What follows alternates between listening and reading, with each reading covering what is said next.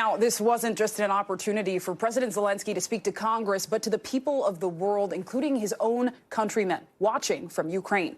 NBC News foreign correspondent Matt Bradley joins us now to talk about this from the Ukrainian capital of Kyiv. Matt, it's good to see you. So what's the mood in Ukraine surrounding President Zelensky's trip to the U.S.? This is pretty monumental, as we've said, very clear, his first trip outside the country since the war started. Well, you know, this is a sensitive trip, Zelenskyy, because the fact is that the president had remained in Ukraine from the beginning, now 302 days ever since the war began. Remember, the Ukrainian people were so cheered when they first saw the president standing outside of his office here in Kyiv, holding up just like a video selfie and saying the words, "I'm here." This was always his thing. President Zelenskyy remained, and he said he would never leave. And that was a big issue because, of course, there was that Hollywood one-liner early in the war when the United States basically secretly asked him if he needed assistance getting out of Ukraine. And his response, and he made it to the U.S., and then he made it publicly, repeated it to the public, was, "I don't need a ride, I need ammunition." So this has always been his trademark characteristic. And then now we got to see the House of Representatives, the Congress, Ukrainian people, the entire world got to see once again the president doing what he does best, what he's done so much and to such great effect since the beginning of this war. And that is just reaching people, talking to them. Remember, this man used to be an actor before he was president, right before he was president. He didn't hold any public office. His whole thing, ever since the war began, has been appealing to foreign nations. He's addressed them by video chat. He's addressed them by telephone. And he's been doing this, again, to great effect. That's how he's been able to rally so much money, so much materiel to the Ukrainian cause. Now, I can tell you that when you walk around the streets of Kyiv, and you asked me about the mood, I should get to that. President Zelenskyy mentioned something that should be obvious to anyone watching right now. The city behind me is almost completely dark. You can see some lights here on the horizon. There are rolling blackouts, so it's not entirely blacked out. But this is a city cloaked in darkness, a country cloaked in darkness, and one that, as President Zelenskyy said, is going to be enduring the holiday season with very little power, very little energy, and again, lit by candlelight, as the president mentioned, not because it's romantic, but because they have to. So this was a rousing speech and one that was really well received by Congress. And I think it's going to be something that a lot of Ukrainians are going to be really, really glad to see. They are so grateful, and I've talked to so many people here, for Americans. When you tell people here that you're American or that you work for an American network, they are emotional. They have exactly like what Zelenskyy says. They thank you.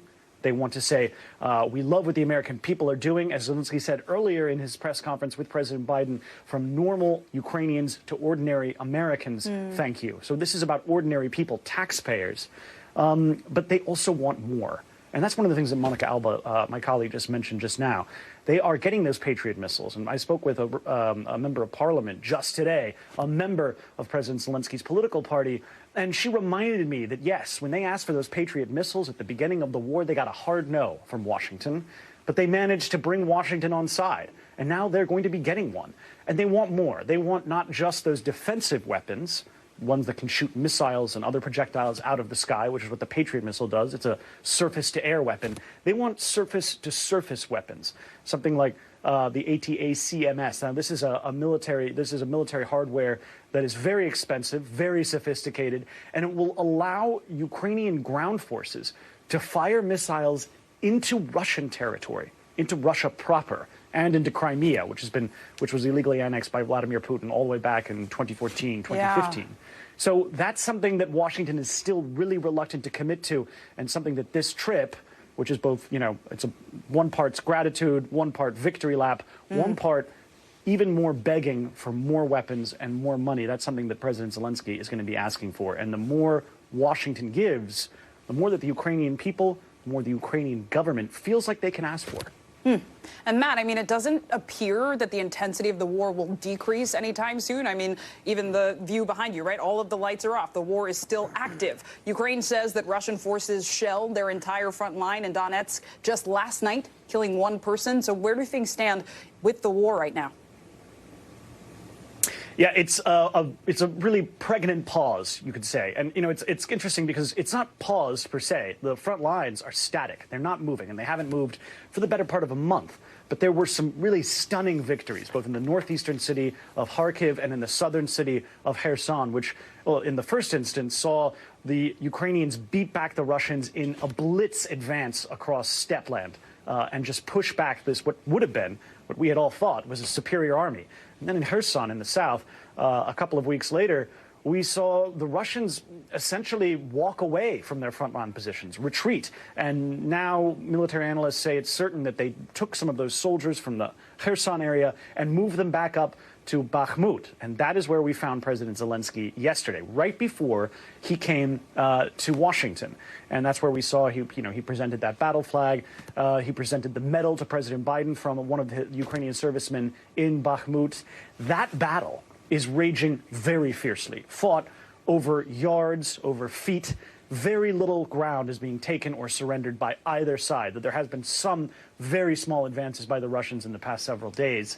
This battle is now one almost of attrition. And for Kyiv, for the government here, that's a big problem because a lot of people here assume, probably rightly, that a long-term war favors the Russians. Right. Because the Russians have more people. They ultimately have more money. They are a much, much bigger country.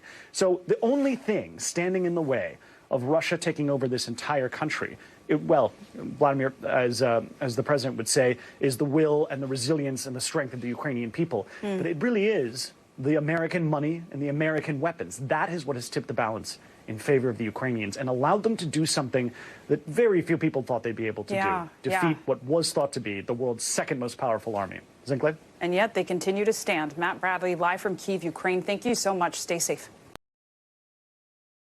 Thanks for watching our YouTube channel. Follow today's top stories and breaking news by downloading the NBC News app.